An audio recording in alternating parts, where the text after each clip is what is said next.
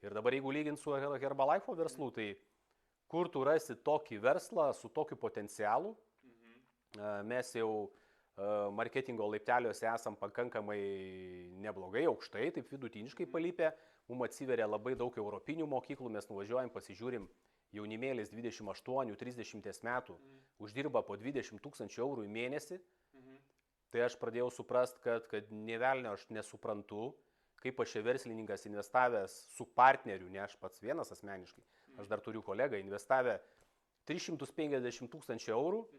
ir tarkim mes uždirbam į mėnesį ten, kaip kokį mėnesį, būna 10 000, 12, būna 7, vasarą būna ir nieko neuždirbam. Ir čia dabar kažkoks vienas vyrukas, panelė, 28 metų,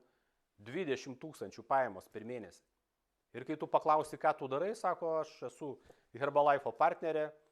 aš promoutinu healthy active lifestyle, kviečiu žmonės irgi sekti manim, domėti sveika gyvensena, subalansuota mytyba, sportuoti, aš dirbu per dieną porą valandų. Ir kaip čia taip atsitinka?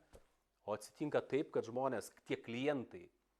jie pamylę produktą tavo partneriais tampa, kviečia kitus daryti tą patį